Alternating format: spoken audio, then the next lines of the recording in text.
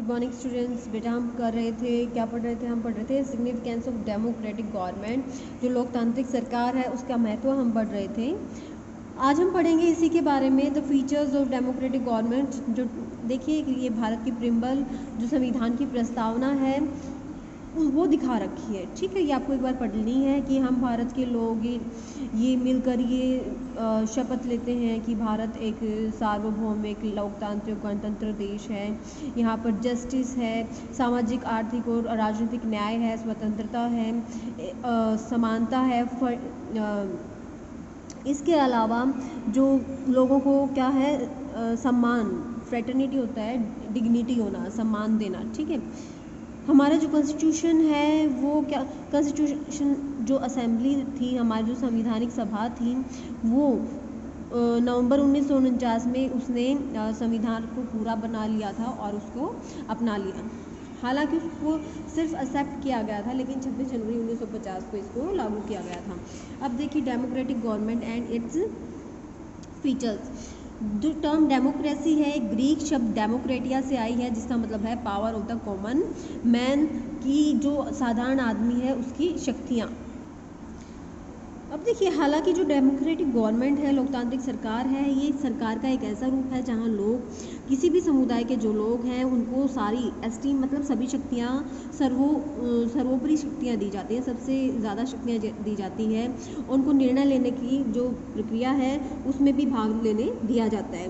अब जो number of features, democratic government की बहुत सारी ऐसी विशेषताएँ हैं जो ये पक्का करती हैं कि लोगों को कानून के सामने समान रूप से व्यवहार किया जाएगा, समान माना जाएगा, चाहे वो किसी जाति, किसी रंग, किसी समुदाय, किसी धर्म, लिंग या फिर आयु के हों। सबसे एक डेमोक्रेटिक गवर्नमेंट में जो जैसे भारत में है, भारत जैसे देश की जो लोकतांत्रिक सरकार है, वहाँ लोगों को अपने रिप्रेजेंटेटिव, भारत में कौन सी डेमोक्रेसी है, रिप्रेजेंटेटिव डेमोक्रेसी। ठीक है, प्रतिनिधित्व, अपने प्रतिनिधि चुनने का अधिकार दिया जाता है वोटिंग के द्वारा। इट इज़ ऑल्सो रिस्पॉन्सिबल, ये उत्तरदायी और लोगों का ही उत्तरदायित्व होता है कि वो अपने कल्याणकारी कार्यों में भाग लें बिना किसी भेदभाव के। Advantage of universal adult franchise. Universal adult franchise होता है राइट टू वोट डालने का अधिकार। इसको हम हिंदी में कहते हैं सार्वभौमिक वयस्क मताधिकार। सार्वभौमिक वयस्क मताधिकार या फिर वोट का जो अधिकार है, इसमें क्या होता है, सार्वभौमिक वयस्क कि जितने भी वयस्क हैं, जितने भी एडल्ट हैं, 18 साल से अधिक उम्र के लोग, उनको वोट डालने का अधिकार दिया जाएगा, चाहे वो औरत है चाहे पुरुष है। अब देखिए, लोगों को राइट टू वोट दिया जाता है ताकि सभी को सरकार की जो डिसीज़न मेकिंग है, या डिसीज़न आएगा, डिज़ाइन मेकिंग नहीं आएगा, ठीक है, जो निर्णय लेने की प्रोसेस है उसमें समान अधिकार सभी को मिल सके। जो लोग हैं वो अपोजिशन के रूप में भी काम करते हैं। अब जो पार्टी हार गई या फिर जो पार्टी जीत गई, वो तो सरकार बनाएगी, वो मेजॉरिटी होगी, लेकिन जो माइनॉरिटी होगी, जिसके पास कम वोट आए हैं, वो अपोजिशन में बैठेगी और लोगों के जो मत हैं उनको सरकार के सामने रखेगी।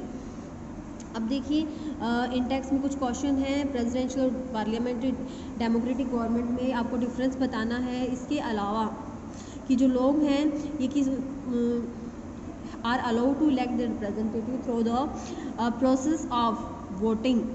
The people are not allowed to oppose the majority rule. This is false. ठीक है, प्रिंसिपल्स ऑफ डेमोक्रेसी। डेमोक्रेसी के सिद्धांत क्या होते हैं? With study about the features of democratic government. जैसे ही हमने डेमोक्रेटिक गवर्नमेंट की विशेषताएं पढ़ी हैं, ये स्पष्ट हो गया है ये सबसे अच्छी तरह की सरकार है। अब हमें ये जानना है कि क्या इसके सिद्धांत हैं जो इसको एक बहुत ही अच्छी सरकार बनाती है दूसरी सरकारों की तुलना में। सबसे पहला है लुकिंग टू ह्यूमन डिग्निटी। जो मानव सम्मान है उसकी तरफ देखना, कि लोगों के सम्मान की रक्षा करना, अधिकारों की रक्षा करना। जो लोकतांत्रिक सरकार है ये हमेशा लोगों को ध्यान में रख के बनाई जाती हैं, ताकि किसी भी आदमी को समाज में डिस्क्रिमिनेटेड या फिर भेदभाव की दृष्टि से ना देखा जाए, कोई भी आदमी समाज का ना छूटे। ये बहुत ही ज़रूरी है प्रतिनिधियों के लिए कि वो लोगों को ये इंश्योर करें कि लोगों को हर समाज की हर फील्ड में उनको क्या किया जाए, इक्वली ट्रीट किया जाए, और जो देश का जो विकास की में जो डिसीज़न लेने की जो प्रक्रिया है सबको शामिल किया जाए।